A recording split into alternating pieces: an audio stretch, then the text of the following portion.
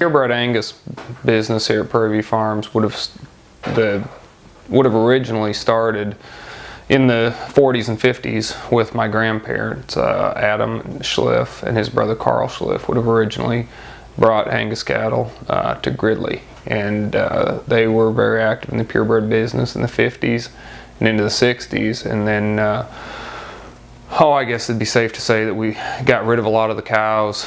Operation kind of shrunk, and probably revitalized maybe 30 years ago, I guess you could say, close to somewhere in that neighborhood in the 80s, I guess. Basically started building it back up as a 4-H project for me and my brothers and sisters. When I left for college in 1991, we would have had about 25 to 30 purebred Angus cows, and have been gradually building it ever since then to where we are now.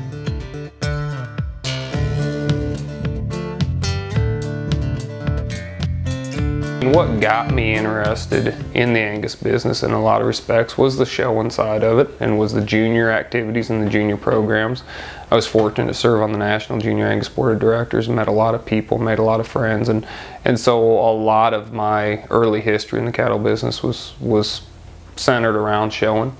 Obviously in all my years at the university, I had a lot of exposure to more of the performance production side of things, and all of the different aspects that go into the Angus business in that regard. But there's no doubt that some of the early excitement was generated through showing. And so in terms of goals, I guess originally, it was started with a lot of show ring success in mind, but honestly, from an early on, we needed to find a way to make it profitable. And so the goal was to figure out how we could structure this business to where we could make it profitable and could, create a business, create a situation that could support a family and that could, maybe support multiple families in the future.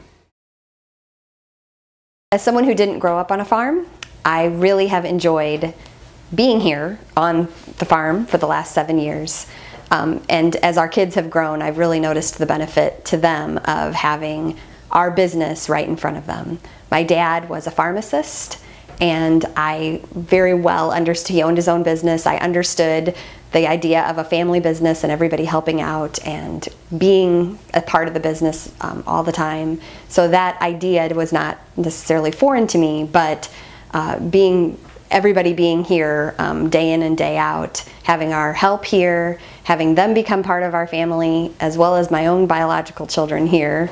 I call the guys that work here kind of my kids too. These are my kids and these are my kids. And I enjoy having everybody kind of just around and able to help when needed, and just be a part of the everyday activities that happen here on a farm is a really great experience. And it's been really fun to watch my kids grow up with that idea and that responsibility and that lifestyle.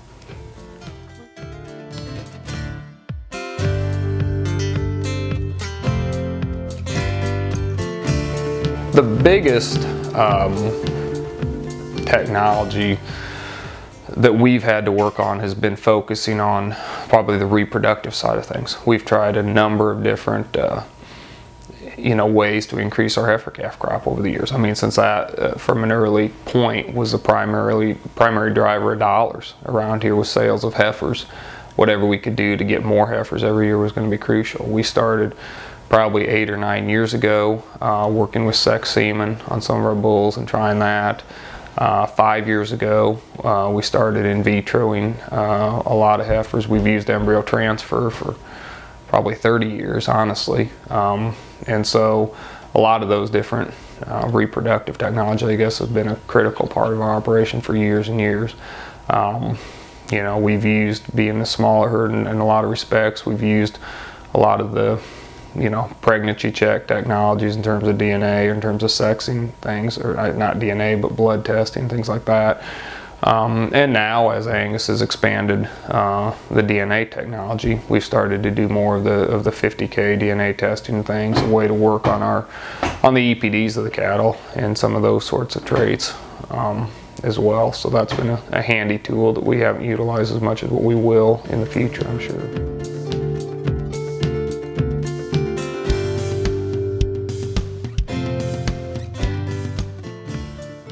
We decided to have a production sale once we felt that our private treaty market had grown to the point that we thought it could be successful.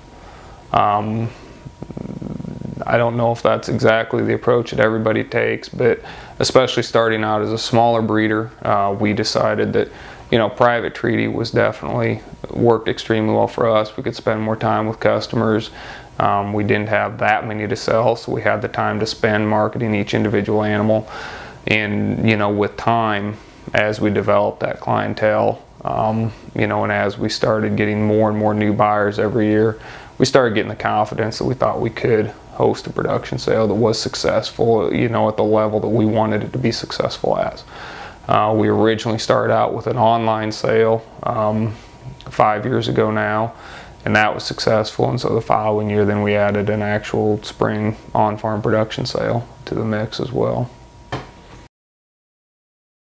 Being able to watch the kids that we work with, our customers, grow as not only as showmen but as people has been one of the most rewarding things, in my opinion, probably the most rewarding thing about being a part of the farm and a part of Prairie View Farms. I have personally, I think, become extremely vested in a lot of these kids' lives, and I don't regret that for one moment. I think that that has been really a part of our calling to be here on the farm, to get involved in these kids' lives, and I'm so proud to be able to expose my children to kids like this as examples of kids that can mentor them in the future, of kids that are doing the right things, making the right decisions, showing that responsibility, growing into young adults that are really going to be productive members of society, whether that's in the cattle business or somewhere else.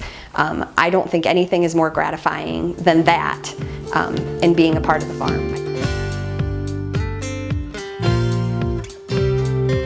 The neat thing about the cow business, or at least in my experience, was the cattle business allows, there are opportunities there that the only limiting factor is you yourself and how many of them you want to take advantage of.